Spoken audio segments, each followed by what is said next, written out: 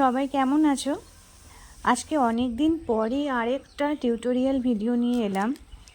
অনেক দিন হয়ে গেল কোনো টিউটোরিয়াল দেওয়া হয় না কাজের চাপে।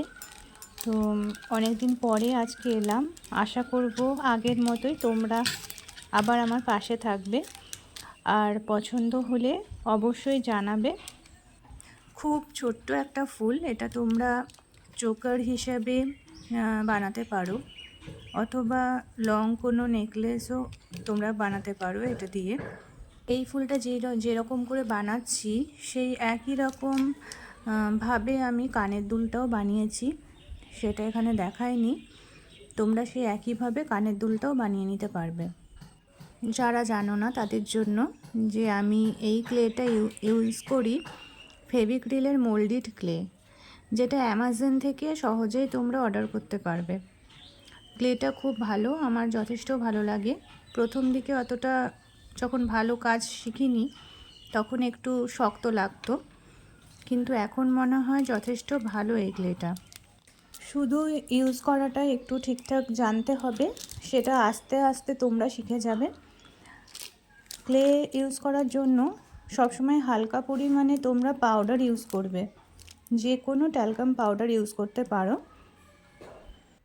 তাহলে এই যে পাপড়িগুলো বানাচ্ছি এর প্রত্যেকটা পার্ট তোমার আলাদা আলাদাভাবে থাকবে, একটার সাথে আরেকটা লেগে যাবে না যদি পাউডার দাও।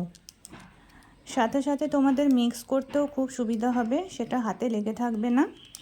তাই ক্লের কাজ করতে হলে অবশ্যই পাউডারটা ব্যবহার করতে হবে। তোমরা হয়তো বুঝতে পারবে আমি কাজটা একটা প্লাস্টিকের ওপরে করছি, যাতে আমি কাজ হয়ে গেলে ফুলটা সহজেই আমি প্লাস্টিকের ওপর থেকে তুলে নিতে পারবো। তোমরা প্লাস্টিক বা উডেন সারফেস যার মানে অন্য যা কিছুর ওপরেই করো না কেন কাজটা, তো তোমরা তার আগে একটু পাউডার ইউজ করবে। তাহলে কাজ হয়ে যাওয়ার পরে জিনিসটাকে ওঠাতে বা সরাতে কোনো অসুবিধা হবে না। আস্তে আস্তে আমি যে গোল বেসটা বানিয়েছিলাম তার চারপাশে আমার ফুলের পাপড়িগুলো আমি বসিয়ে দিয়েছি, আঠা দিয়েছি তার আগে। আর এই পাপড়িগুলো বসাবো একটু যখন সামান্য একটু যখন শক্ত হয়ে আসবে, একদম নরম অবস্থায় বসাতে গেলে একটু অসুবিধা হতে পারে। তাই জন্য সামান্য যখন শক্ত হয়ে আসবে তখন পাপড়িগুলো বসালে সুবিধা হবে। দেখো পাপড়ি বসানো কমপ্লিট হয়ে গেছে। তোমরা যদি এর থেকে বড় সাইজের করতে চাও সেটাও করতে পারো। সেক্ষেত্রে পাপড়িগুলোর একটু পরিমাণটা বাড়াতে হবে, অথবা পাপড়িগুলোর সাইজগুলো একটু বাড়িয়ে দিলে তোমরা বড় হিসেবে ওটা ব্যবহার করতে পারো। এরপরে আমি আরেকটা কিছুটা পরিমাণ ক্লে নিয়ে একটা রাউন্ড বেস করে তার মাঝে দেখো একটা টেক্সচার করলাম। তারপরে এটা আমি ফুলটার মাঝে একটুখানি আঠা দিয়েছি, তারপরে আঠা দিয়ে এইটাকে বসিয়ে দিয়েছি।